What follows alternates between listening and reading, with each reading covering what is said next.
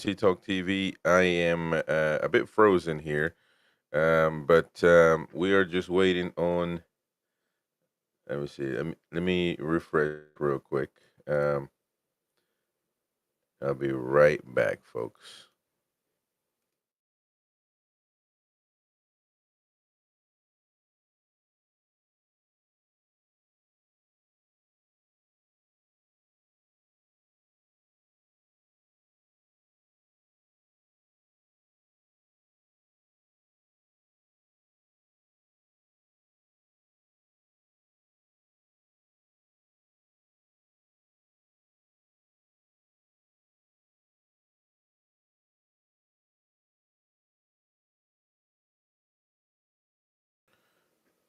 All right, so I'm back. I'm back. Sorry about that. Eddie Howe presser coming up pretty soon. Coming up pretty soon. So we got our paper out. We got our pencil out. We got our notes out, ladies and gentlemen.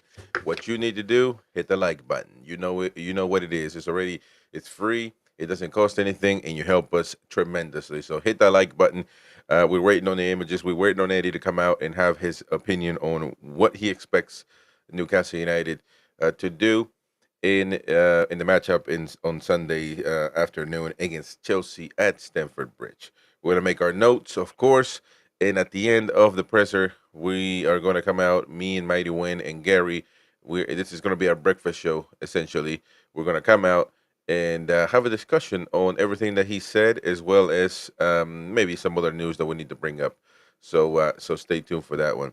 And after this show, me and the Mighty Win will be doing the me and Eddie will be doing the Premier League predictions. So stay tuned for that one. Let me reload this page real quick because maybe we're getting some images. No, not yet.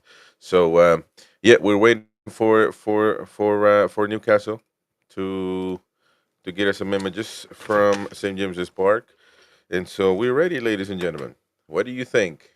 Sunday night we play against at Chelsea.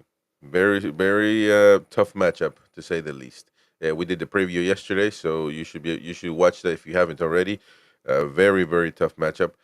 So we expect some Newcastle fans are not too hopeful, but it is what it is.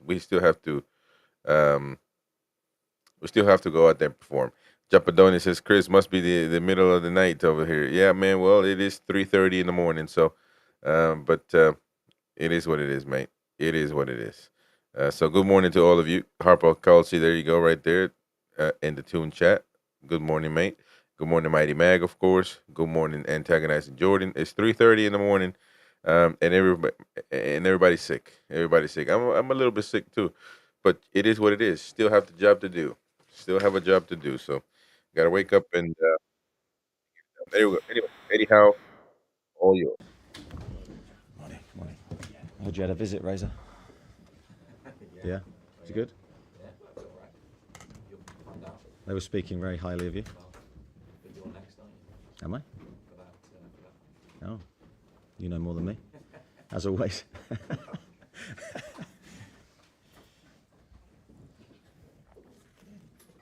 Morning, everyone.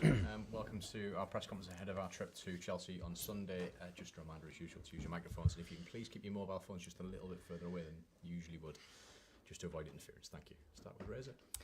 Good morning, Eddie. Morning, Can Razor. we start with the news from this week about Anthony Gordon and new contract at Newcastle United? How pleased were you to get that sorted? Yeah, really pleased for him and for us, of course. I think it's a really smart bit of work from the football club and from Anthony, because I think it just cuts out a lot of needless noise around his future. I think now that he can really focus on this season, us, and performing at his very best level. I mean, he's such a talent. We need him absolutely firing, and I think this will help him, no doubt, get back to his very best.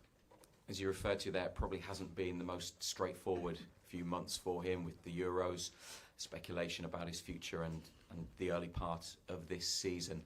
From a club point of view, how important is the timing, getting this done now after all of that, so that he can then get back to where he was last season?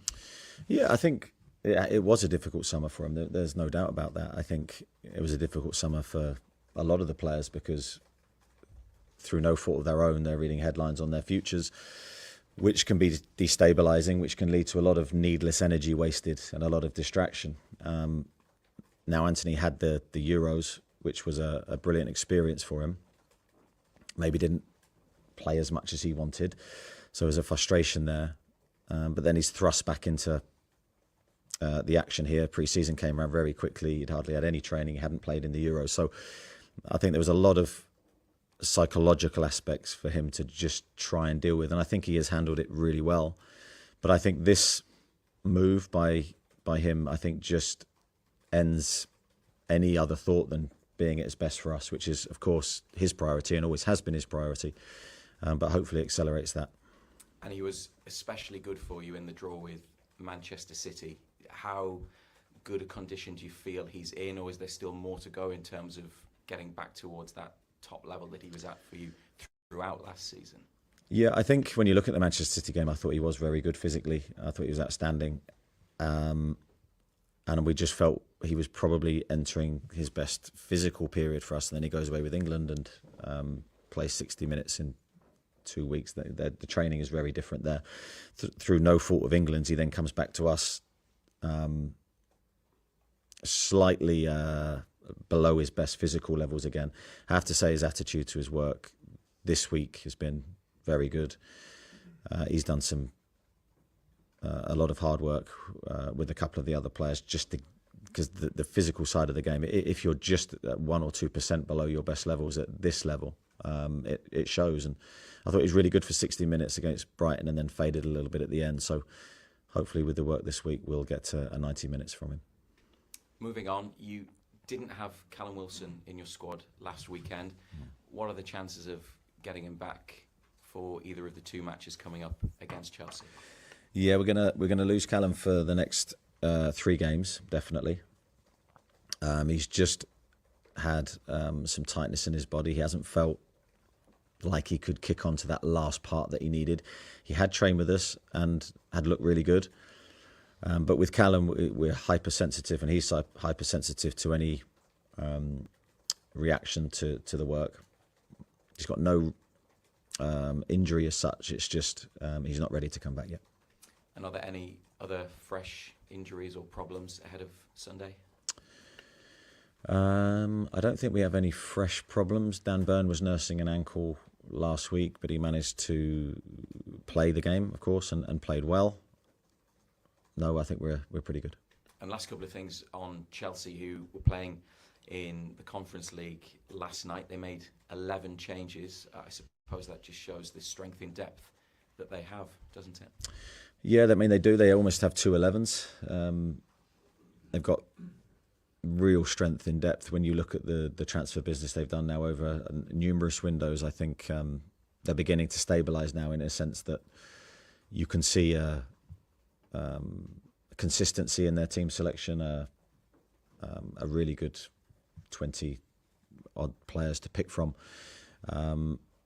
And the strength of their transfer business now, I think, is beginning to show in their performances. And credit to them for employing a really good manager who's brought that tactical structure, obviously based on his own experiences, but yeah, very good manager, very good style of play, and very strong players. So we know the next 2 games are going to be a great challenge for us. And lastly, you have to treat the 2 matches separately, but is it strange for you to face the same opponent twice across a few days, even if the team or the players that you face might change? Yeah, I think it's interesting from both them and us. You know, it's unusual that you get to play the same team back to back, and it's interesting that it's sort of away and then home, because naturally that'll add complexities to game plans, etc. But I embrace the challenge and look forward to it. I think having watched Chelsea a lot in the last couple of weeks, we know expect a good game, tough game, but we'll enjoy it.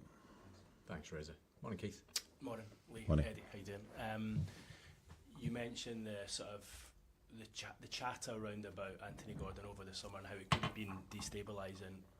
and it's a kind of relief that's now sorted for him. Is it a relief for you as well that's now put to bed and he can fully concentrate on his Newcastle future?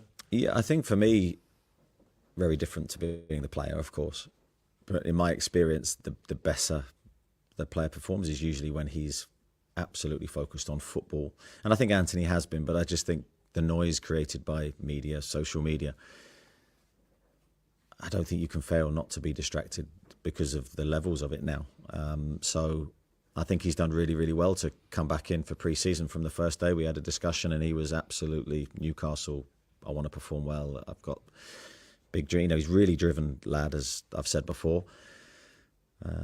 So he's not been distracted in a way that is, I think, has been unhealthy. But just signing the contract puts it all to bed and allows him to train and focus on that. One of the things he said in his interview was that he's desperate to win a trophy here.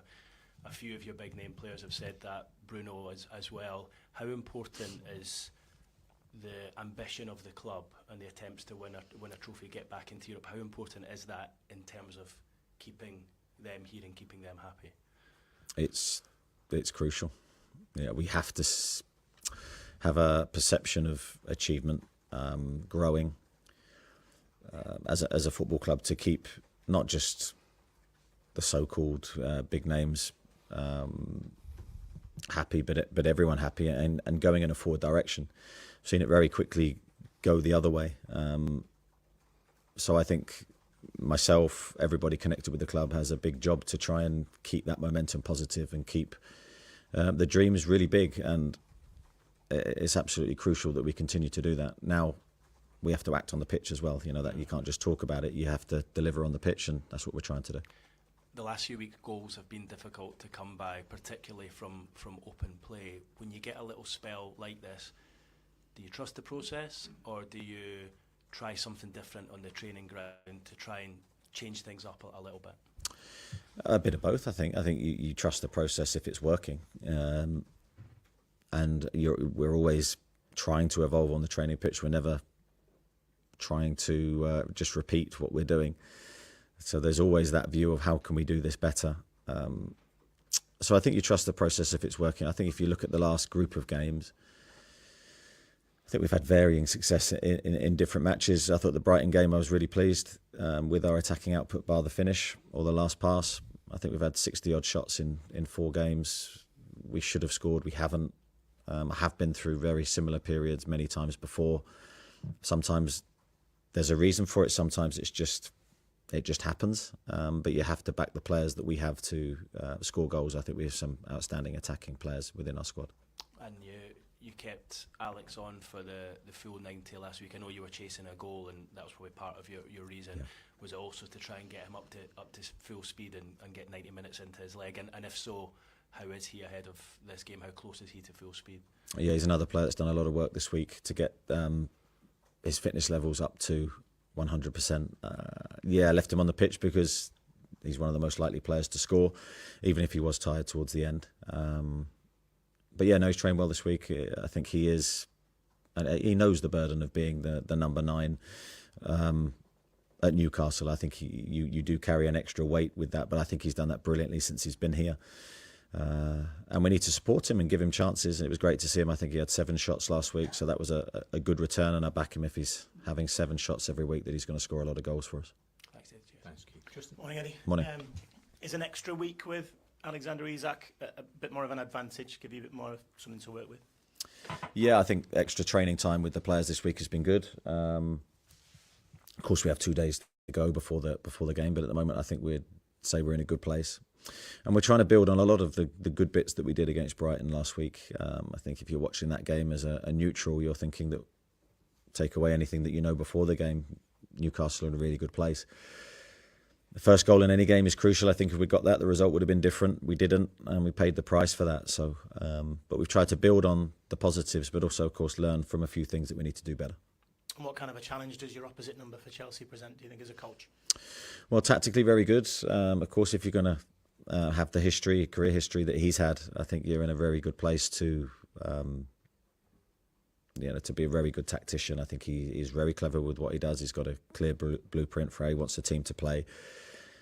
Hugely impressed by the job that he did at Leicester last year. And now he's come to Chelsea, which is not an easy job. There is no easy jobs in the Premier League.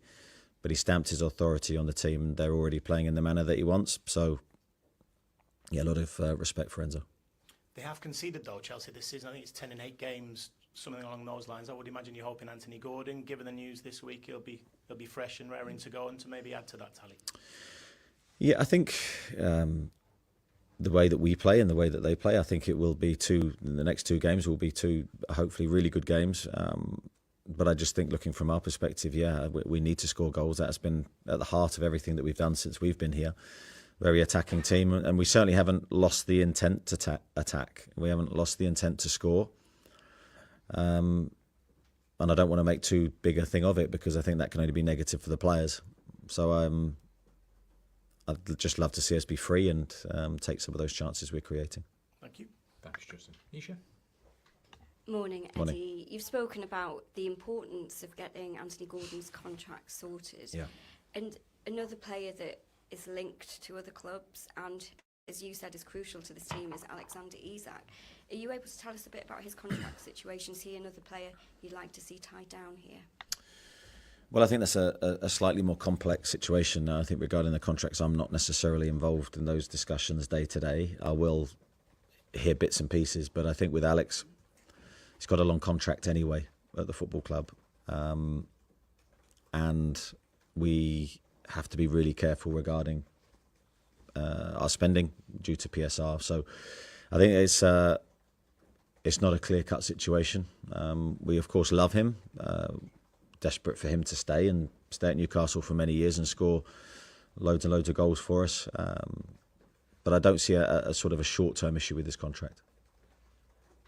It's been a bit of a strange situation this season in that at the beginning, the team probably wasn't hitting where you wanted them to be performance-wise, but getting the results. And in the last few games, the performances have actually been really good. The chances have been created, but the results haven't quite been there. How far do you think you are of it just coming together? It'd be nice, wouldn't it, if we could get both. Yeah, that's my reading of it as well. I think early season we were frustrated with how we were playing, but we were getting results. I think I prefer that way, to be honest. But the performance levels against Brighton, you can look at it and you can be really critical of some things that we did. But overall, we totally dominated that game for long spells. And I think that's the manner that we want to play. And I think that if you perform that way for a consistent period, results will even themselves out and you'll get what you deserve. So I actually think long term, that's by far the better way for us to be, and different bounce of the ball. And I think that result would have been very different.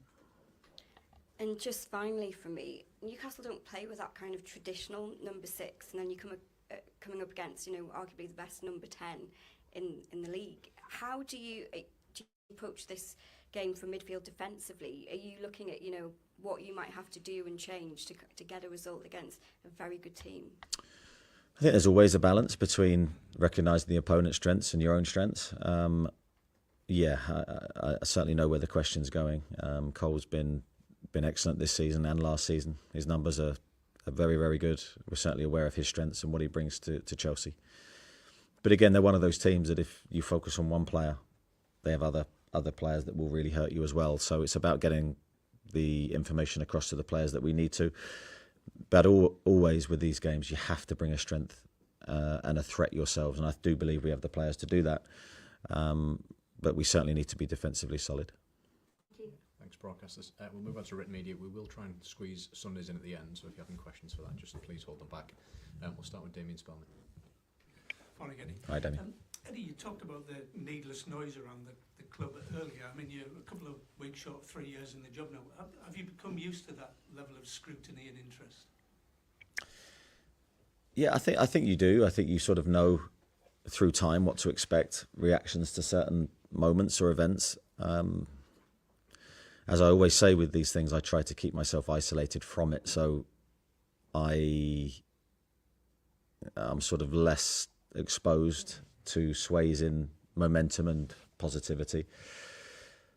And I think that's the best way for me to act, is to try and be very consistent with the players, very level-headed, very calm at the right times, and maybe not so calm at the right times in other moments, because I think you need a variety to that. But certainly at the moment, I think as long as I see the performances and the effort, which is absolutely crucial from the players, and the determination to win, then to a degree you have to accept what we deliver. And the last few games I've been heartened by what I've seen, but certainly we need to turn those performances into results soon. Thanks, Damien. We'll go to Lee Ryder and then Jordan Cronin. More Neddy, just on the back of Brighton, do you feel when the team have a point to prove, sometimes it can really benefit you? I mean, last season you lost at Chelsea, but you came back with a really good run towards the end of the season. Do you hope something similar can happen now? Yeah, for me, you always have a point to prove when you play. I get your question. At the moment, there will be certainly, I'm sure, noise in our direction and question marks, and we have to respond to those, as you always do at the elite level. In some senses, I want the players to really embrace that, and playing with that motivation and that edge is always a healthy thing to do. We need it in our game, and possibly early season in our performances, it wasn't there. So I'm all for it. Let's attack the games. We will attack the games. I'd certainly back our players to be good enough. And it's probably easy to sit here and look at Chelsea's team and terrify ourselves with how good some of their players are. But on the day, your squad's proved that they can live with these big guns. Yeah, that's very much my thought process to it all. Is there's always a different way to look at any challenge. We certainly respect their strengths, and we know we need to deal with those strengths, but also we have huge strengths as well. So it's about trying to utilise those assets and making sure that our attacking players and our difference makers get themselves in the best physical and mental condition to execute what they need to do. Because I think we've seen historically we can go anywhere and win when we're at our absolute best. But in the Premier League level, if you're slightly off, and even when you're playing well, if you make one mistake, you can get beaten. So the margin for error is very small. Just on Isak, the contract question, is it similar to the Joe Linton situation? I mean, he was closer to the end, but is it something that's always just going to be ongoing with players, reviewing their performance and what they're worth? Yeah, I think it's different to Joey because of the contract length. So Alex has 4 years, and of course the club will make decisions based on these things. And of course, lots of other aspects go into it. I think for Alex just at this moment in time just needs to focus on his football. As I said, everyone connected with the club absolutely loves him, wants him to be at his absolute best, and wants him to stay. Thanks, Lee. Jordan? More Neddy, when you have Anthony and Harvey, two out-and-out left wingers, how difficult is it choosing between them, and how difficult is it to keep both happy? Yeah, it is always going to be an issue when you've got good players, but we've wanted that in every position. Now, due to injuries, we probably haven't had that strength and depth for a long time, and hopefully we're not far away from sort of solving that and getting everybody back somewhere near to full fitness. But it's the only way to push and to elevate performances. Now, Harvey and Anthony are both outstanding players for their positions. They're slightly different in what they will deliver, but they're both elite players. They're always going to be, if I play them as out-and-out left wingers, there'll be one disappointed. But as long as that player then is ready to take his chance when it comes, and Harvey started a good run of games because he deserved to, because of his performances. Anthony played up front, of course. So there is a slight variety, and maybe more in Anthony than there is in Harvey, but two outstanding players that we're going to need to make a difference. When you signed Anthony, did you view him as a right forward, or was it a left forward? I think there's a sort of, I think from the Amazon documentary, it was a misconception maybe that you signed him as a right forward. Is that true, or was he signed as a left forward? No, he was signed as someone that could play both. Very much, that was the profile of player that we were looking for. Not easy to find players that are comfortable off both sides. Now, from working with him, I think there is a preference to the left, but I don't think it's that Anthony can't play on the right anymore. But of course, you've got to try and get the players in the best frame of mind to play and perform at their best. But I certainly think wherever we ask Anthony to play, whether that's left, central or right, he will do it to the best of his ability. Thanks, Jordan. We'll go to Chris, Luke and then Craig. More Eddie, you mentioned the sort of noise over the summer, and you were talking about it in reference to Anthony. But in general, how much of the after effects of the summer have seeped into this season, and is it still affecting the players and the team at the moment? Yeah, I think that's a fair question. I do think it was a difficult summer. I've said many times for lots of different reasons. It wasn't just one thing. It was a sort of a catalogue of things that were always going to make a difference. And I always think when you're talking about players, it's very easy to go, well, the player should be able to forget that and just focus on his football. And in an ideal world, yes, of course. But I think when you have multiple players affected by different things, it becomes harder. And the general feel of the squad, I think, at the start of the season was different to how it has been in previous years. Now, my job and everyone's job connected with the club is to get sort of that focus absolutely back and the harmony back absolutely where it should be. But I think it's taking us longer than we initially hoped. I mean, you mentioned the harmony and the focus. Since you came in, largely, certainly for the first 2.5 years, that was something which seemed to be present and there fully. How difficult has it been not necessarily having that and trying to earn it back then? Yeah, I mean, I think that's part and parcel of the job, and I don't think things ever run as smoothly as your sort of view of history can look. So you can look back at history and go, oh, everything was great for 3 years. But the reality was, in those moments, it wasn't. It was anything but. But you can trick your mind to a degree. So, no, we've come through some really rocky spells. But I think due to the strength of the group, really, underpinning the group was always a sense of duty, professionalism, love for the club, and positive momentum, and we could ride through some difficult patches. I think now we've just got to make sure that underpinning the squad again is all of those qualities, because I think the ability is unquestionable. But for every player to be at their best, there needs to be that unity, there needs to be that ambition, there needs to be clarity in how we're all working. And I back the players and I back us to re-find our best form. Thanks, Chris. Luke? It says a lot about the sort of confusion there can be on these subjects, but there's been claims that the club do want Isak to sign a new contract, and there have been subsequent claims that Isak doesn't want to sign a new contract. How do you feel about that situation? Yeah, that is some uncertainty. I think how I feel about the situation is I want Alex to be focused on his football. So whatever that looks like, it's difficult without necessarily putting Alex next to me now.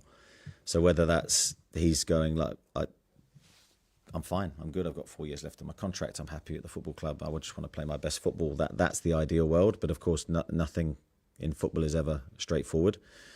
So I'm sure there'll be ongoing discussions between Alex, his representatives, the football club. But my main job, I think, at the moment, we're outside a transfer window, is to just get Alex fit and playing his best football, and almost in some senses just enjoying his football and hopefully scoring goals. Is it a case then that people just need to relax a little bit? He's got 4 years left. Those talks will happen organically, as it were, moving forward as he becomes closer to the end of his deal? Well, absolutely. There'll be ongoing talks, as I said. But Alex can only help his situation by playing well.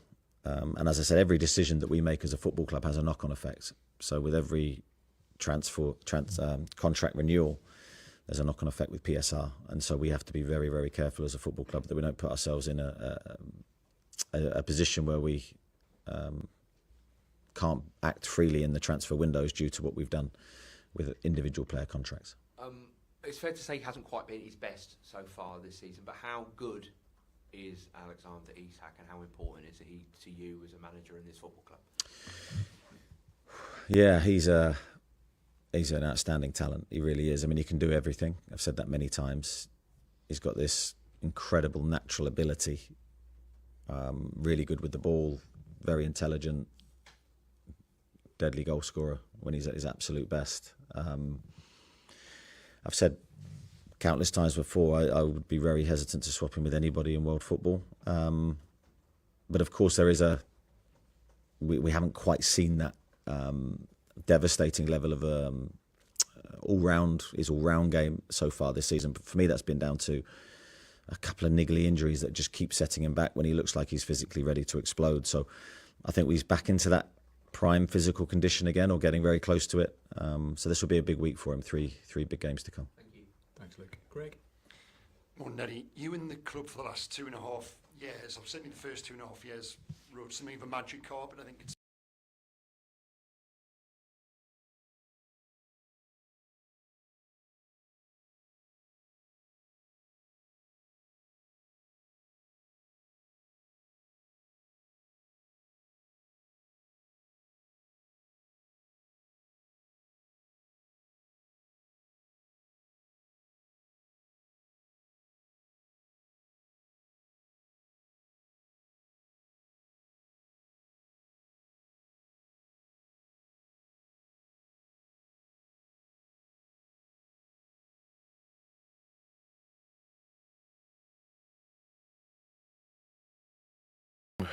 Folks, I don't know what's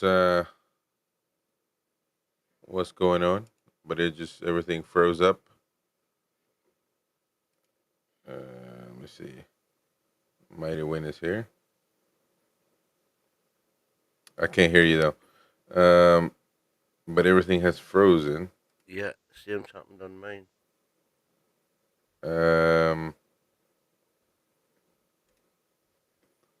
Very weird. I don't know really what's going on. Let me see. Oh, I think we might be able to get it back. There we go. Every year. what would you say to any player if they came to you and said that at this moment in time, the club, they might not be unhappy, but the club couldn't fulfil their ambition at that moment in time for, it might be the competitions you're playing in. What would you say to a player if they came to you and said that? Difficult to give clarity on that answer because it depends on the conversation and the player and where they're at in their career. I would always give a balanced view. I'd always protect the club. But we, as I said in relation to your answer earlier, we need to make sure that we're delivering our part as a football club for them. But also the player has to perform to that level. So if he's saying, he's got huge ambitions and et cetera, then he has to be actually doing the business on the pitch. So it's a two-way thing. The challenge is always thrown back. Thanks, Craig. Go across to Dominic and then Kieran. Morning, Eddie. With a 3-game week coming up, no Callum Wilson, can Alexander Isak manage that, or will you have to be particularly careful with him after his recent injury? No, I don't think his injury, as I said before, with the toe injury, was just a pain management. It wasn't a muscle strain where you're thinking the load could give him a problem. He has trained really well this week and hard this week, so I don't see any issue with him playing 3 games in a week. I think he's fit enough to tolerate that. I say that obviously now. But yeah, that's my thought process at the beginning of the week. Maybe this time last year with Lewis Hall, people were maybe questioning that deal done with Chelsea. Just since then, with his own progress performances on the pitch, how much do you think he's justified that piece of business and maybe the price tag attached to him, which was a lot of money? Yeah, I'd agree with that assessment. I think the thing with Lewis, when we were looking at that deal this time, not this time last year, but last year, was the lack of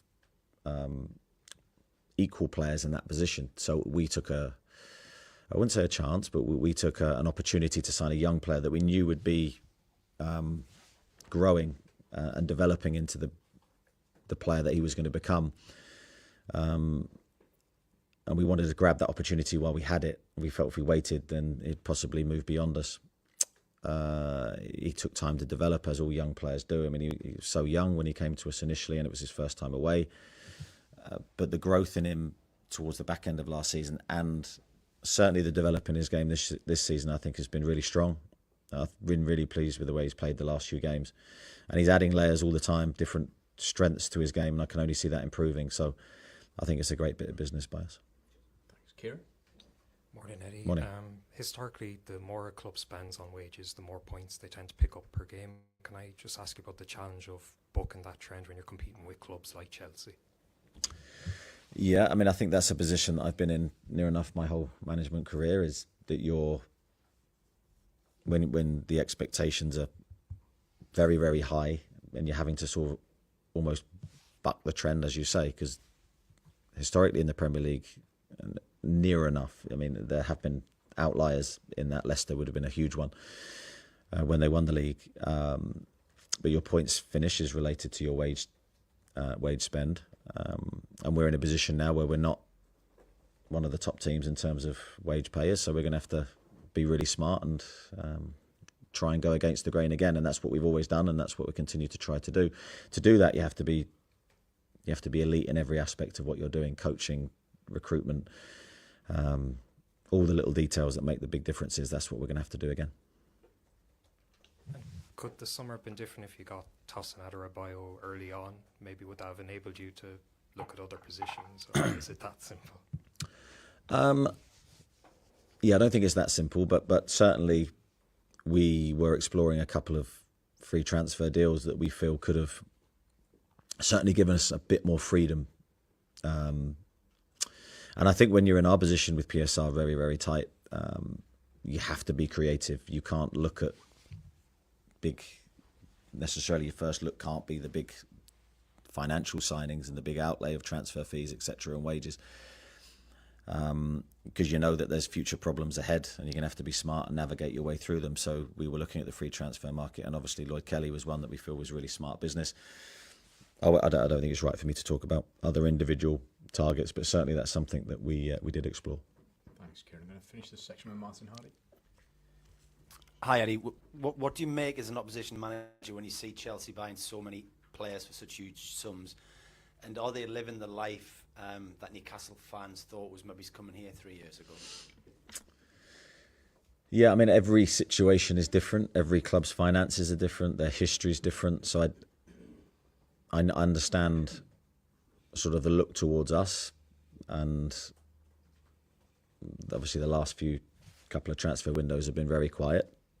And then you compare us to Chelsea, of course. But no two clubs' finances are the same, so it's a difficult comparison to make. Look, they're doing what they can do, and full credit to them. I think they have recruited really well. They've gone younger and recruited some really highly talented younger players that they'll no doubt develop behind the scenes. Some are doing really well now. Cole Palmer would be sort of the standout bit of business that they've done, and fair play to them for that. And of course, we're looking to do our thing in a different way. So Newcastle are more constrained than people thought would be the case. And to touch upon what Craig said, that can the club satisfy the ambitions of the big names here in terms of European football? Well, time will tell, won't it? I don't know. We hope to. But as I said, it's a two-way thing. So as a player, you can sit down and say, well, I want to play European football, and I want to do this and I want to do that, but you then have to play to that level as well. So it's a two-way thing, and I certainly want as many players as we can get hitting those levels, because I know if we do, we will be there ourselves. And last one, how is Kieran Trippier physically and mentally at the minute? In a good place. He's had a little bit of time away from the club due to his injury, so he's gone to seek treatment elsewhere. But we don't envisage the injury to be a big one. We hope he'll be back. If not, before the international break, he will hopefully, everything going well, be back after the international break ahead. And I think he's in the best sort of frame of mind that I've seen him for a few months. I think he's in a really good place currently. Thanks, Martin. That concludes this part of the press conference.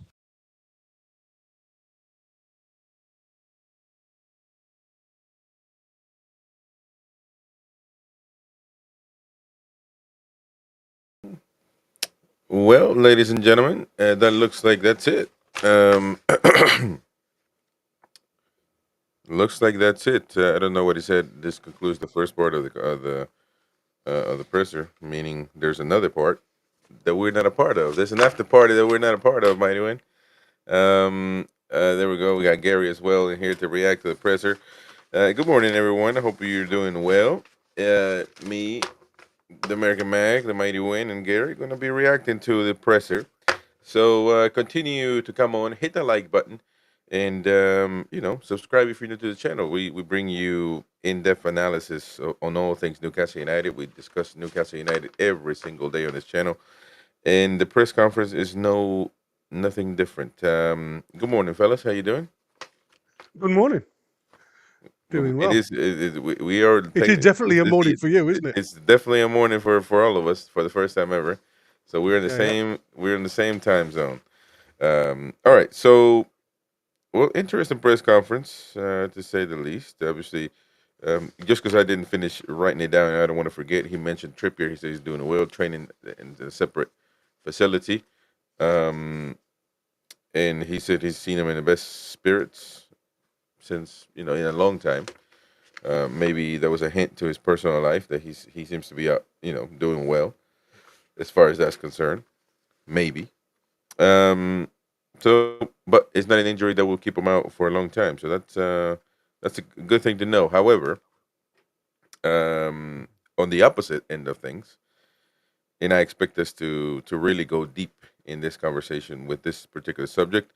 Callum Wilson, he says we're going to lose Wilson for the next 3 weeks. He's not ready to come back. They're being obviously extra careful, but I mean, it's written in the walls, man, that this was going to happen. Mighty One, you're muted, by the way. I just unmuted. There you go. Yeah, he said that with Callum, he said we're going to lose Callum for the next 3 games. He's just had some tightness and felt he hasn't been able to kick on to the last part. He's got no new injury as such. He just isn't ready to come back yet. Well, what do you guys think of that? Well, I think it's getting to that point now. When you say he's got muscle tightness, I mean, we saw it with Target. Sometimes you can aggravate muscles when you've been laid low for a while. But we've all seen him working in the background, and like I said a few weeks ago on a couple of shows, he was intensely skipping and things like that. Now, having somebody who's just come through back surgery myself, to see him at that level at that quick, I expected to show for us quite quickly on the field. And obviously now it becomes a little bit disappointing because yet again we've got a player who's not going to be available till at least the Forest game. And I think at this present moment in time, as much as I know what Callum Wilson can bring to the club, I'm getting more on the side of I think he's more of a hindrance than he is a quality.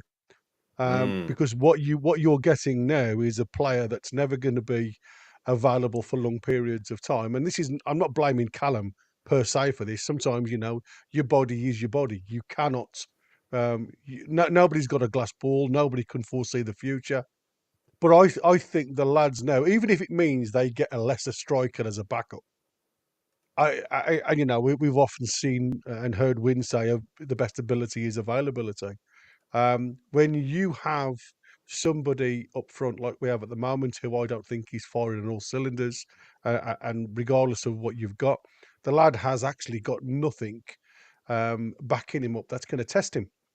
He's got nobody behind him that's going to force that extra 5% out of him because, I've alluded to before, when you've got no support, nobody that's at your level on the bench, you can relax a little bit more. Your game isn't as intense anymore because there's nobody that actually is going to take your spots. Now that is a mental thing. It's not about ability. It's a mental thing, and there's a lot of players that are out there that play in exactly the same scenarios. Without having that pressure of somebody willing to take your shoes, take your boots every week and fill that slot. Unfortunately, Isaac's got a free roll. The biggest thing that I think now is the fact that whether it's a loss, whether you look at it as a loss, the lads, the club, have to look elsewhere up front for me. But like I say, whether they come down a level, it doesn't matter because as long as you can get 60 minutes, 65 minutes out of Isaac a game, we know Asula isn't ready yet. And like I say, I was going to look at that in depth today, doing some digging on that. So we are, at this present moment in time, we seem to be a little bit restricted on Callum's availability. And like I say, I can imagine what Eddie Howe must feel like week in, week out, when the docs coming up to him and just saying, this has happened, that has happened. We get frustrated as fans listening to this stuff. Can you imagine what it must be like for Eddie Howe, not being able to pick a squad, or even if you've got a squad in your mind, having to change that squad late on in the week because you're just waiting for this information to come down to you. I think he's in a no-win situation with Callum Wilson. Unfortunately, if he keeps him how long does he last? And if he sells him, obviously you're not going to get as good a goal scorer for what you're going to get for Callum Wilson. Well, I mean, to me at this point, any goals a better goal scorer for Callum Wilson is anybody that's available, and Yes. and that's just the bottom line. Mighty Win, you've been very, very, very much Callum Wilson's lawyer in the past few weeks. As you can tell, my sarcasm doesn't fade away, even earlier this morning. How do you feel now? Well, disappointed, first of all. Yet again, as we are so often with Callum. And what I keep on saying is, you know, and you rightly say, you know, he's never available, so it doesn't matter what he can do when he is available. You know, it's a valid point. But an injury is an injury. If he's not ready, he's not ready. You know, there's nothing you can do about it. So that's why I'm disappointed, because we keep. What I would rather happen, I tell you what's annoying. If Eddie had said back whenever it was, Callum's going to be out until December, then we wouldn't be having this conversation. They wouldn't even be having the conversation at the press office. Yeah. But to keep on dangling this carrot saying, oh, he's going to be ready there, he's going to be ready next international break, he's going to be ready at the next international break. Just forget it. Just say, you know, he's out till Christmas. And then if he comes back early, we're all getting a boost out of it. Instead of being disappointed with the situation, we're getting a boost out of it. So that's the thing. But obviously, Eddie is telling people what he's being told by the medical staff and probably by Callum himself. Well, that's the most important thing. I think my question is still at the medical stuff, because how can a player not be ready in your timeline? Is off 3 weeks, and I know that he's saying that he feels. Well, it's off tightness. more than 3 weeks now, isn't it? Way Well, yeah, over yeah. 3 weeks. So he's saying he feels tightness. Look,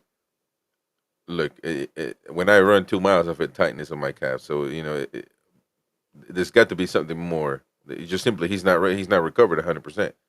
And but I would feel that a professional football club would have medics. I mean, you say, okay, not this week, next week. All right, that's 7 days of, but 3 weeks, that's damn near a month, and that's how off the timeline you are. I mean, I agree with you. I wish you just say, you know, we'll tell you when he's ready, and just not put any timeline, because every time they do put a timeline, it's just off every single time, Yeah, and it's I mean, surprising. the only other worry for me is that, and this is back to conspiracies and evil thoughts. There is obviously a possibility that Callum could be thinking, as you know, given the summer when he was injured, so obviously nobody is going to sign an injured player. The only worry that crosses my mind is if Callum's thinking, I want out of here because I'm not number one anymore. If I can swing this lead and say I'm not fit, that means I'm going to be fit. And then come back one game before the window opens, have a blinder, and then see what offers come in then. Whereas if I come back earlier than that, there's more chance that I'm going to be injured when the window actually opens. And that would be a big worry, obviously. Right. If that's what's going on. Well, we'll have to see. Very unfortunate. I would assume now that Asula might get some minutes. Well, I don't know, but you know, I'm just assuming, because Isak carry us. And you know what you do when you assume, don't you? Yeah, we know. But I mean, I just don't see us being carried on one striker the whole time. I mean, something's got to get. I think like what we just said there, there's definitely something going on mentally. I believe with the likes of Wilson, because obviously we know he hasn't played at all. You know, this has been going on pre-season all the way through. You know, we've played 10 games now in all competitions, and obviously seen no sign of him. The dates just keep getting put back and back and back. And like I said, you know, it's frustrating for us as fans. You imagine what it must be like to try and manage him. And it could be the fact that, like, you know, is it psychological? Is it the fact that now, like, he's frightened to push himself too far because of whatever's happening is happening? Um, and or is it the club? Is the club now keeping such a tight rein on him because obviously there's potential that he could be sold in the winter window? Are the club holding him back to the point where if he is talking to the medics and the medics, you know, some people like you just said, I run and me calves get tight. I think sometimes, you know, you do get a tightness after exertion. So are the medics saying he's not ready to come back because they want to get rid of him? They want to try and keep him fresh and fit, which doesn't help Eddie, and I'm not saying it is, but there's definitely something, one way or the other.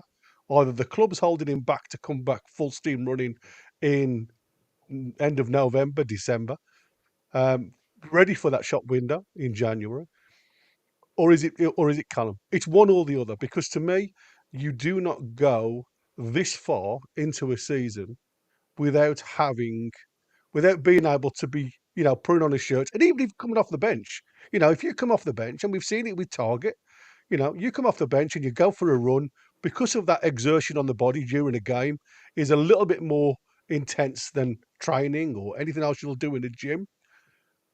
You could pull a calf, you could pull a quad, you could pull a hamstring. Then you could say, you know what, his body just it is Callum Wilson. But to keep having this in light training, and that's all he's doing at the minute. He's not even going out there and pushing himself with the lads yet. This is literally him doing the hard yards in light training, and he's still suffering with these muscle tightness. So Yeah. I do think there's obviously, like Wynn just alluded to there. I wouldn't say it's a conspiracy, but there could be a potential either way of holding him back in readiness to be sold. And by the way, that could be on both sides. It could be Yeah, exactly. It's like I've just the said. club on one side and Callum on the other side. Yeah, and the best way, just to not get the fans, you got to pick your battles. And the best way to not get the fans talking, I mean, they're going to talk, but, or at least the speculation is high. Just say he's out indefinitely, you know, he's having issues, and eventually people won't count on him to come back at any particular date. Ronald Turnbull, I got your prediction, man, written down. So, you know, I got it. Also got Beard. And yeah, we need some people's predictions, trolls, all those guys. So, all right, let's move on with the press conference, though. Oh, by the way, I think Bruno G39 was saying that Michael Owen was similar. You guys remember that? Yeah. Yeah, he was. He was very similar. But to be fair, Michael Owen was asked to play while he was injured. And Michael Owen would always give the manager the shout, rather than today, the player has the shout. And we've seen that with the likes of Botman. When Botman was told, obviously, you've got three different things and it's up to you what you want to do. Back then, it was the manager who told the player what to do. And he was asked to play while he was still carrying injury. And I think people have to give players a little bit of leeway when it comes to things like that, because times have changed. Times have changed massively. All right. Jordan 2 for Life. I don't know if I've seen your prediction. We don't have your prediction, Jordan 2 for Life. So please let us know what you got going on there, so we can add it. We can add your prediction. GTFL. All right, let's move on with the press conference. On Gordon, first thing he says he's pleased for him, and that he's pleased that we got a contract, and obviously Newcastle are pleased as well. It cuts out on the needless noise, so he thinks this will help him. On his condition, something that caught my attention, he says by the Manchester City game, he was very, in getting there to his peak condition, and then he went to England, and when he came back, he was below his best levels physically. Why would that be? I mean, he's going to train over there. I know it's different training, but I don't think they're sitting down eating pizza. It's the intensity, Chris. When you, So like I say, when you play at match level, the intensity is far greater on the body than what you would get in training because it stops start in training. okay, so you mean that he didn't play? Yeah. That's because he missed the games. And bear in mind that was exactly the same as happened in the summer when he was away and wasn't playing. So he wasn't training well. What he actually said was he's pleased for Gordon getting a new contract. A really smart bit of work from the football club and from Anthony because it cuts out any needless noise over his future. He's such a talent. We need him absolutely firing, and I think this will help him. When you look at the Man City games, I thought he was very good physically. I think he was outstanding. We just felt he probably wasn't entering his best physical period for us. And then he goes away with England and plays 60 minutes. And then there was 2 weeks where training is very different. Through no fault of England, he comes back to us slightly below his best physical level. Again, I have to Yeah. say his attitude to work this week has been very good. Yeah. Well, the match thing. That my worry though is that he's going to be called up, and he's probably not going to play every single game for England. So is that what we need to worry about every time he goes away? I think the biggest problem is, and like everybody says, nobody wants this national league. It's just a glorified friendly. And I do believe, if I'm absolutely honest, the intensity just isn't there. Even when you're playing, you can see in some of the games that we've played, that there just doesn't seem to be the intensity from any of the England players because it's well by and large it is just glorified. Um, the problem is when you go out there, yes, you do get the training, but it's different quality training. It'll be more of a tactical nuance rather than what Eddie Howe does, where he likes to get the physical side of it in as well. And if anybody's been to St George's, it's an interesting watch when you actually go and see the guys train. It's very stop start. It's very tactical. There's all sorts going on in the background. The defenders, the midfielders, the forwards all get split up, and then they come together at the end because they'll all play in certain pockets of the field. It is very weird. And like I say, you only go with these groups periodically. So again, when you're looking at practical play and things like that, you need a continuity to get to know what happens with the other lads. Where at Newcastle, obviously, there's different group sessions, definitely, but you know how to know each other plays because you play with them week in, week out. So there is definitely a change at international level, and the intensity is totally different from training to actually field on park play. So, like I say, I do believe every time any of the lads go away and just goes for the 2 weeks, sits on the bench, will degrade you physically. It doesn't matter who the England manager is, they are going to expect the players that turn up to be physically at their peak. So the training with England it'll be nothing to do with fitness. They'll take that as a given that anybody who's turning up is fit. So the training, as Gary's just said, will be all technical and Yep. That way of thinking, as opposed to the physicality. And you've got to understand, for international managers, they don't have them for length of periods of time, so they have to get that tactical body across, so they don't concentrate on the physical aspects. Yeah. Shout out to Darren Sedell, man. And also Shane Smith, first time seeing you, says interesting. I thought the column out for 3 more games was rubbish. Whoever that journal was actually got it correct. Let me tell you something. They a lot of times they get it correct, or somewhere around the ballpark, because you'll never know that 100% truth.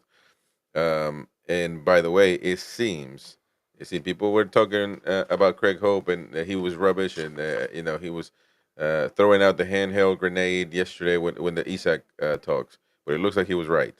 And we're going to get to that, and of course, I think we're going to bring it up on Saturday, 2 p.m. when we do that show. But more on the press conference on Chelsea playing twice. He says it's interesting. It's unusual. It would add complexity. It will be a tough game, but we'll enjoy it. I think there's a few ways to looking at it. Eddie Howe's the he can say the Carabao Cup is our main target. So maybe the first one around is going to be a good practice, although it's for the Premier League. Um, I do believe that getting eliminated at home is going to be much of a heavy bar. It's going to be a lot tougher to deal with than losing at Stamford Bridge. I don't know what you guys think. Well, the first thing is that when he was asked the questioner told him, was he aware that Chelsea had made 11 changes to that team yesterday? So he listed off players who didn't even travel, Cole and Lavia and that, There was only Cucurella who actually played in the game, who's expected to start against Newcastle.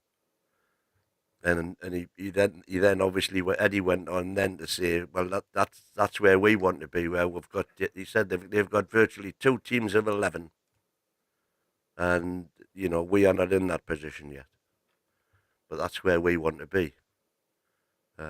So he kind of downplayed the idea that the 2 games.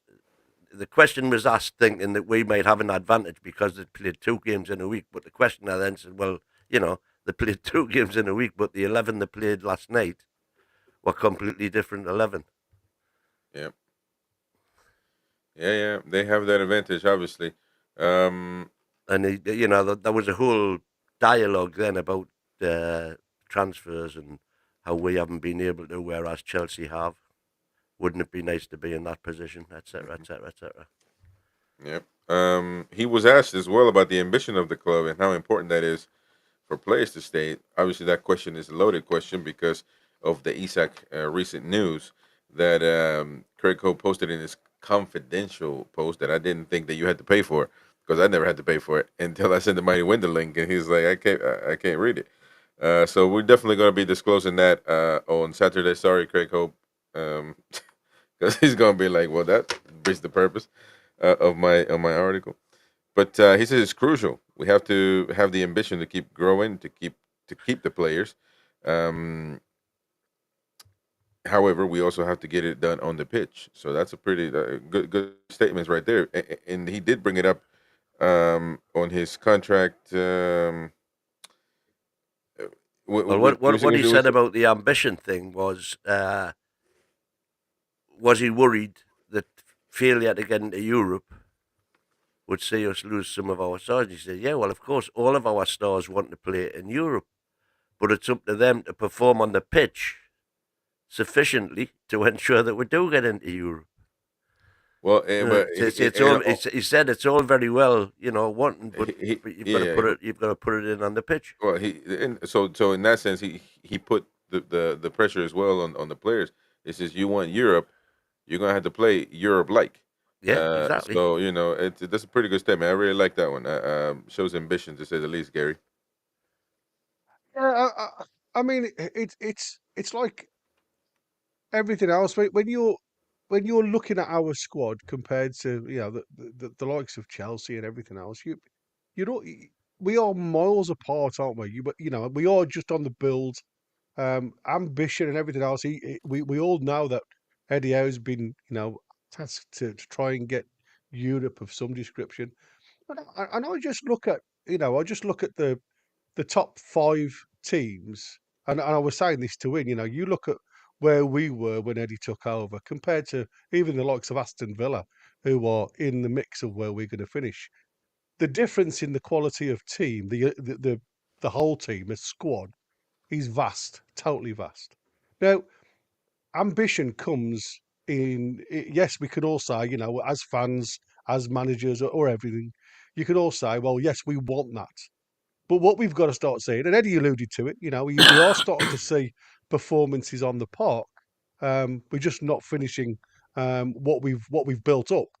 Now, people will always blame Eddie Howe, and like I said, I made a bit of a discussion on will Eddie Howe get the sack and stuff like that. He's nowhere near getting the sack at this present moment in time. But pressure will build if performance and results don't go his way. Now, like I said, he can't pick the ball up and put it in the net. He's very much reliant on the lads that he's got at his availability to do that. when you look at the likes of Chelsea, who can put totally different teams out, so they are going to be rested, they are going to be completely up for this game on Sunday, they are going to be up for the game again on Wednesday, because it'll probably be the European team that was put out yesterday. Again, a very good 11 that would probably finish very high in the league if there was just to play that team over and over again. It's hard for Eddie. We can talk about ambition, we can talk about where we're going to finish. What Eddie has got to prove now is when we go into this window, there has to be changes. There has to be bodies coming into the park that we can start to change our 11. Because, like I say, for me at this present moment in time, we as a fan base, when we do our predicted team, more or less pick the correct 11 week in, week out, because there is just nobody to take that place apart from, like he alluded to, Harvey Barnes and Anthony Gordon. And apart from that, there is nobody else. Yeah, I suppose you could say Miggy and Murphy, but I'm not sure whether that you're classing at the same levels. But you know, ambition to me is just a term that people use. It's nice to hear that we've got ambition, but until I start seeing faces that can come and change this side around a little bit, I think I'm taking it a little bit tongue in cheek, if I'm honest with you, buddy, because we aren't anywhere near. If we were that ambitious, we certainly wouldn't have gone to two transfer windows without doing Well, some business. that's a good point right there. That's a good point. On Isak's contract, he said this multiple times, asked on different types of players, that he's not really involved. But with Isak in particular, it's a slightly more complex situation. He's got a loan contract, and we have to be careful with PSR. He doesn't see a short term issue with his contract. And then he was asked on about that he might want Champions League, and that's when he came with the phrase, "Well, players have to play Champions League type or Europe like." But there is that little thing out there that, well, some players might not they might hold on to sign a new deal because they want to see where the club is going, which is their right, to be fair. And Isak still has a long contract, so Well, I what don't he see said it. was, it's crucial we have a perception of achievement, growing as a football club, to keep not just the so-called big names happy, but everyone happy and going in the right direction, as it can very quickly go the other way. I think everybody connected with the club has a big job to keep positive. The dream is really big, and it's absolutely crucial that we continue to do that. Now you have to act on the pitch as well. You can't just talk about it. You have to deliver on the pitch if you've got European ambition, and that's what we're trying to do. What's your opinion? No, that's what Eddie said. That's what. Well, I know, but what's your opinion? That's what I'm asking. What's your opinion? Well, I think it's spot on. That on it's all very well. All the what I call the golden three or whatever, 4, 5, wanting European ambition. But let's see them put it in on the pitch. But again, it goes back to what Gary was saying, man. And on Saturday, we ended up with 6 players on the pitch who were from the Bruce era. But those 6 players who ended up on the pitch on Saturday were probably the only 6, and we know how poor, in inverted commas, those 6 are. They were the best. They were the best of what we had when Eddie took over. So the squad that Eddie took over, the best 6 players he had, you can stick ASM in there as well, because he's gone, obviously. But with those 6 in ASM, they were the top players that we had in that Bruce squad. And that was what Eddie inherited.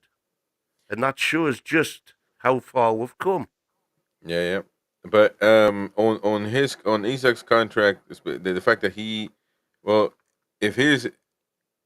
ultimately he's the one that makes this decision. By the way, we like to say his agents, they don't make this decision. They might advise him, but he ultimately makes the decision to say, "I'm going to wait." So, what do you guys think on that? I mean, he does have a long contract though, so it's really not much of a worry. Well, but that's 3 years to go. Put it this way: if Isak was to spit his dummy out and say, "Right, I want to go," and He'll I never think it's worth keeping somebody who doesn't want to be there. But we put the price on him then. Yeah. We say how much we want then. But my concern with that win is you can't replace him at the minute, You and that's cannot. why I said you are looking at a person at this present moment in time who's not willing to make a contract extension. Doesn't matter because of the time, and that's why the club aren't worried about it because he has still got 3.5 years left. But when you've got somebody who is your main goal scorer up top with a mentality is I want to play Champions League. How much effort is he going to put in for you? And this is what I'm saying. At this present moment in time, I haven't seen the Isak that I saw last season at all season long. Now, you can all blame these broken toe and everything else, but I said it's the amount of work that the lad's willing to do for you. I haven't seen it yet. And again, has he gone to that other side? And I'm not saying he has. I'm just saying, has he gone to that other side where he wants out? He wants to play at the highest level. And mentally, at this present moment in time, we aren't achieving it. But we'll never achieve it if he ain't doing what he's supposed to do at the top of the net. And that's what I keep saying. You've got somebody at the forefront of the team who's crying out, saying, "I ain't going to sign a contract unless we play in Europe." But unless he bangs the goals in, we're never going to be in those European places. Yeah. You don't get Well, into these spots unless you score goals. What he said was, I think he knows the burden of being the number 9 at Newcastle. Yeah, he knows. I think you do carry an extra weight, and with do. that, but I think he's done brilliantly since he's been here. We need to support him and give him chances. It was great to see him have 7 shots last week. So that was a good return on that backing. If he'd had 7 shots every week, he's going to score a lot of goals. I think he's very clever what he does. He's got a clear view how he wants the team to play, and hugely impressed. I think you guys are right when you said that the players need to do their part, obviously. But I think these players might be looking at the more of what they can't control, which is bringing in proper players, not bringing in these squad players, not keeping the same players, bringing in players because literally, I think any competitor, like a footballer could be, maybe like an Isak, say, I'm playing. I'm cool. If I'm fit, I'm playing. I have nobody behind me. Now you can say, well, of course he wants to play. He's not going to want any competition, but that doesn't matter. The club should always say, we need not 2 best strikers of the same caliber. Obviously, nobody really has that. Nobody has 2 Haalands. Nobody has 2 Kanes. Nobody has but some definite competition. It could be a fit Callum Wilson, but he's never fit. So we got to move on from that. That's the thing, though, isn't it? It's like I said, when you everybody's look at, comfortable. Yeah, since Gordon came in January, the only other player to grace the black and white is Tonali, and you start looking at it, and is it the fact that I'm just too comfortable? As last season when he'd got Wilson supporting him, and Wilson was scoring for fun as well, he was knocking goals in left, right, and centre from all parts of the penalty area.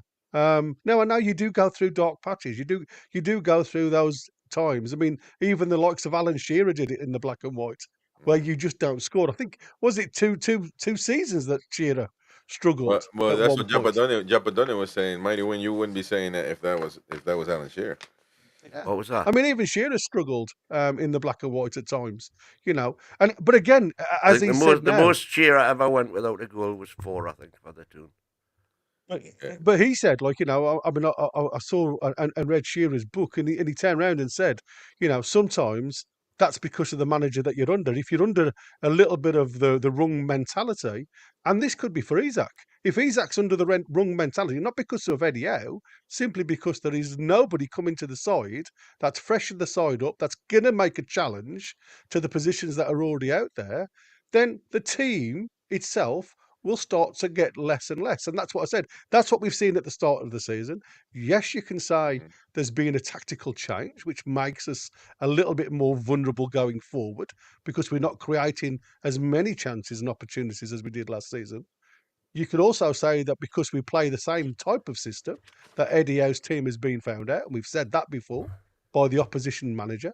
But unless you bring bodies in that opposition managers aren't aware of, the type of tactics that's going to come with this player, then you know what? Sometimes, like I say, you're leading yourself down a one-way street. See, the Well, thing is, that's where I hold on. disagree slightly, though, because I think we are creating the chances. We're just Yeah, not but you're only taking them. creating chances from two players. You're not creating chances from anywhere else. You're not scoring from midfield. You're not scoring from the right wing. You take out Anthony Gordon and Isak, and you've got an easy run. Right wing is non-existent. Actually, we have no midfielders, and that we say we have great midfield, perfect. Well, not great anymore because if you don't score, you're not great. Midfielders that do not score, they do everything pass, pass, pass, pass, but they're no threat. So the defense knows what players they need to look for. Two, if Harvey Barnes is on there, that's another one. But that's it. It's very predictable. Tenji Viv is saying here, Craig Hope's exclusive and in paper says Isak Stalin puts Gunners on alert. And I know says this guy needs to shut up, but he was right. He was right. Eddie Howe confirms it, not confirming it. That that we got to worry about PSR and all that stuff. So he does have a long contract. That's why it has stalled. But the fact of the matter is, man, if Arsenal wanted him, which it seems like they have a clear interest in him, even if he has a contract, they can still buy him. Contracts are just guaranteed that the player is going to get his money. Simple as that. They can still come in and buy him. And so it's not really a lie or it's not really anything out of the extraordinary. Clubs buy players all the time with contracts. I think like Gary was spot on. I mean, we can act, puff our chest out and act like Billy Badass. But the fact of the matter is, if Isak goes, we are horribly knackered. We have nobody to replace him. So we can puff our chest out all we want to, but we are in a bad predicament. If we want to get Mbuemo per se, or if we want to get I don't know whoever, it's a right winger, and or put the Margui in perspective. Forget the position, just a player. You want a player like that, and Liverpool wants him. Liverpool offers 250 a week. We can never match that, so we are always going to be in a disadvantage. So we're not high in the pecking order, man. We got to know our place, unfortunately. And that was another thing that was put to him in the conference. I forget exactly when it was, but somebody said, it's a proven fact that the teams with the highest wage bills win the title. And he said, well, we are wanting to be the Leicester. That only happens once every 100 years. Yeah, I mean, what is it? We are is it the seventh commercially funded club in the league, and I think it's the 8th for the highest wages. So when you look at it from that point of view, what we get commercially and what we pay out on wages is nowhere near the elite type teams. Yeah, and especially now Liverpool got a 60 million deal. That put us in a tough situation. A few things that he mentioned on needless noise. You become numb to it. He keeps himself isolated. That's the best way for him to act. As long as he sees the effort on the players, he's good, which is normal stuff. Harvey Barnes, it's always going to be an issue when you have players of that caliber. He's got a good run of games. There are two outstanding players between him and Gordon.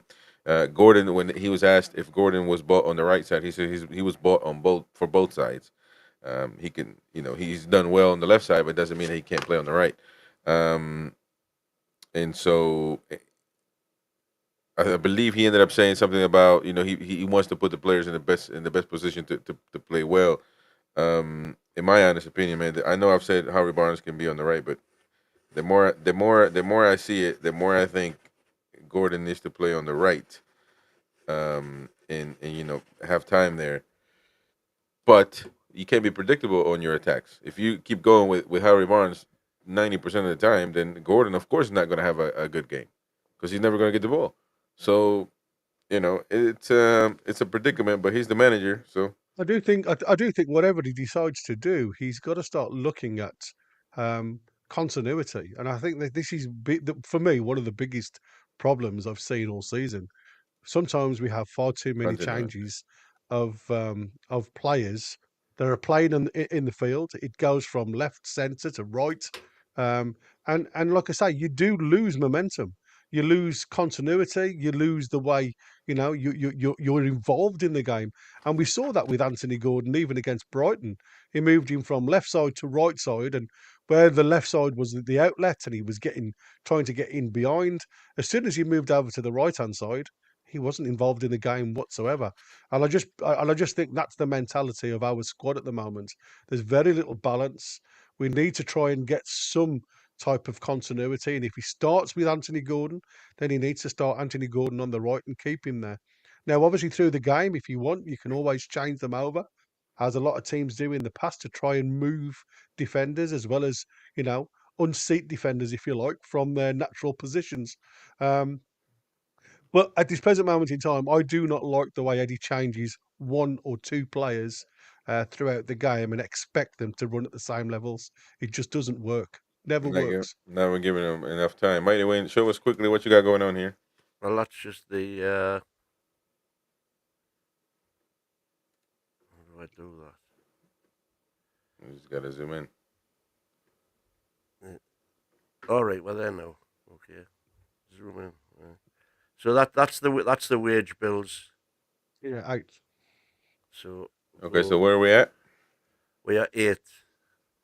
Yeah. You've got Chelsea and Man U, Man City 218 million, Chelsea 190 million, coming down Man U 173. So at 218 million, that's more than double Newcastle's wage bill. We are 98 million, 98.8 million. Villa above us, and then the top 6, obviously. So that's where we could reasonably expect to be.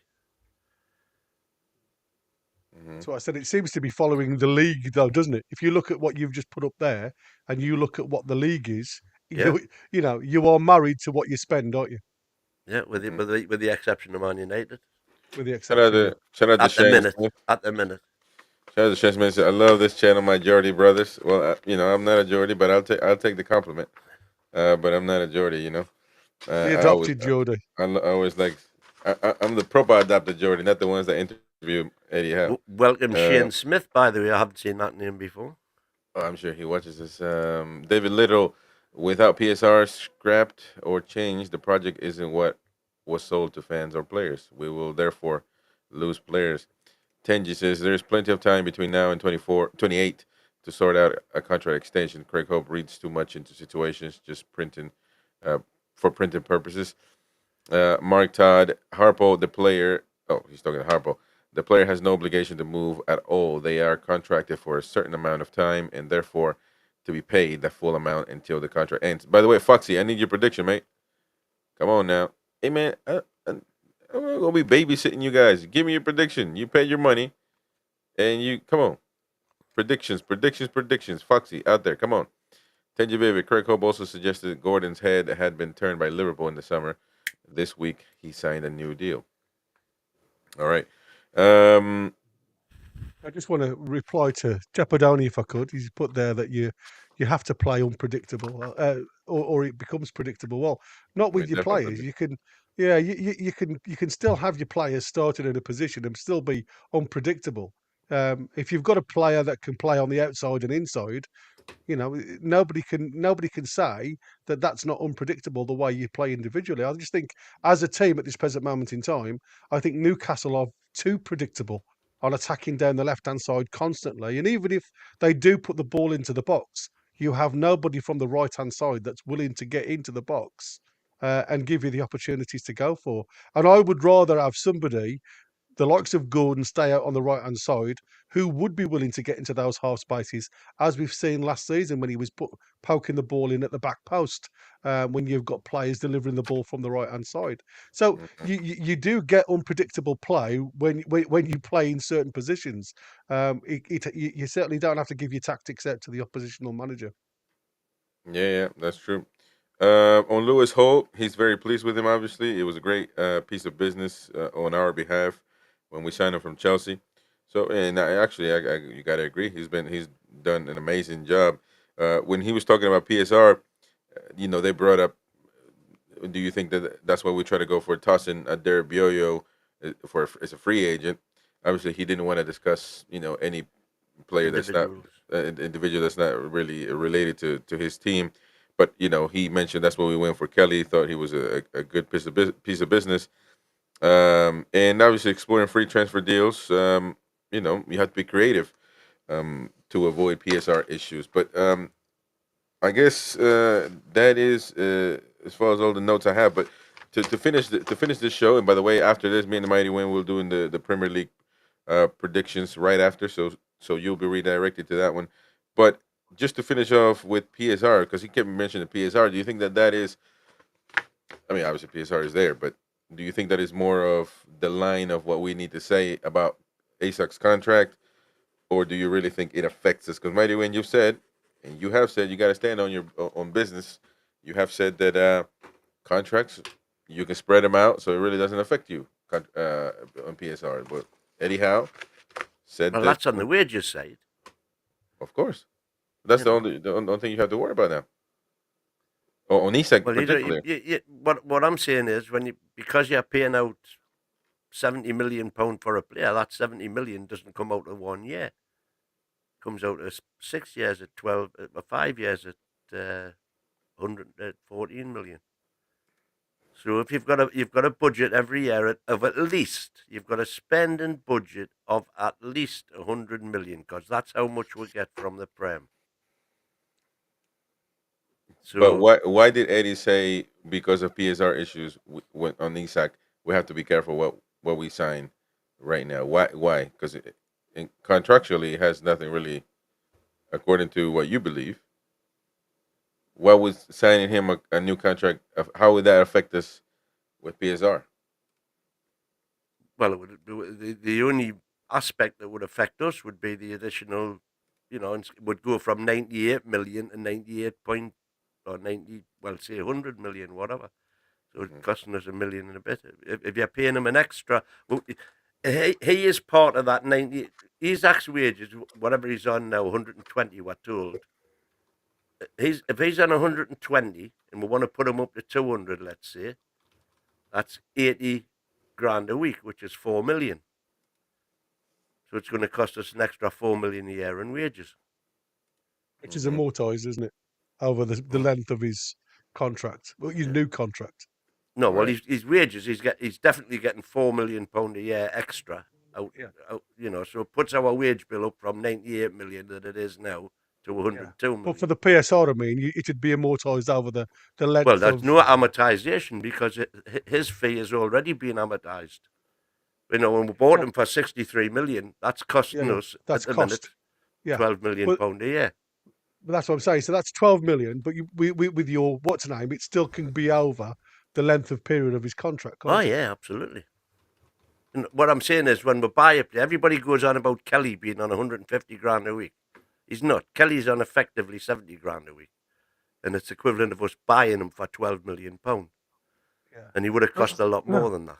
No, I think what people look at though, and it's the same with Target. It's just, all these players that are on high earners that actually don't put the black and white shirt on at match day, and it's a case of could that money that they've had for these guys have gone into a player that does put a black and white shirt on, and be part of the 11? And I think that's where we've gone to Kelly, and we know we needed some backup at the back there because of Botman.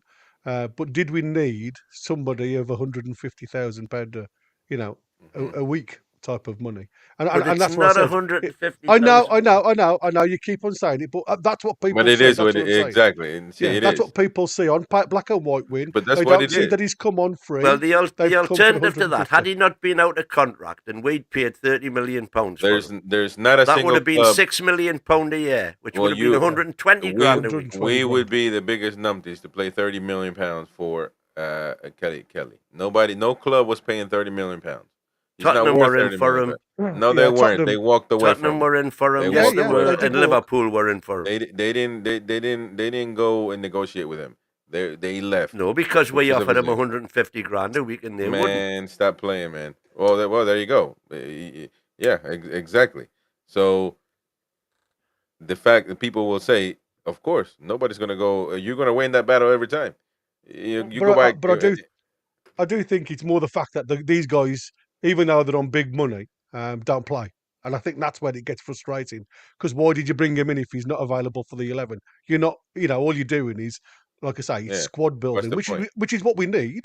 But when you are struggling in certain points of the game, certain positions of the game, and you've got nobody to play there, you have to question what was the thoughts behind Eddie Howe's, rationale to bring in two left wingers to bring. I don't know. We're not looking at it that way, but Oh, that's by what the it way, looks that like was to play. interesting as well because we've had this argument ongoing as to whether Gordon was signed as a left winger or a right winger, and he specifically said he was signed to play on both. Yeah. That was why we signed him, because he's so versatile. We knew he could play on both wings. He could play anywhere up the front, can't he? Left, right, and centre. So he wasn't signed as a right winger. No. He was signed as a winger. And he said he can play both even now. So there you go. All right, we're gonna have to call it off. We got to start the other show. So follow us on Football Uncensored. We're gonna take a look at the Premier League predictions this weekend. We're gonna have a good chat. Foxy is 4-1 the tune. We got some Trolls is 3-0 Chelsea.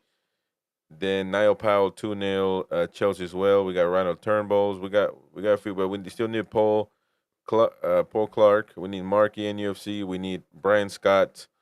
We need. But somebody told me Brian Scott was in the joint. I don't know if that's true or not. But Alfer. We need Alfer.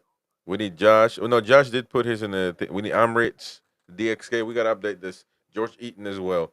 Foxy's saying it's a 4-1 defeat. Yeah. Oh man, you said you wasn't gonna put Newcastle to lose twice a week. Lying. But there you go. So 4-1 Chelsea win, says Foxy. Anyways, it's been great. It's been lovely. And we'll be back tonight for the quiz night. Lovely stuff. Yo, party time. Party time, there, ladies and gentlemen. Anyways, folks, I will see you on Football Uncensored. You should be redirected or hit the link pinned in the chat so you can come and chat about Premier League. We'll see you in a minute, folks. James Slater, follow us. Come on, folks. If you like the Premier League, follow us. We'll see you in the next one. Bye-bye. Ta-da.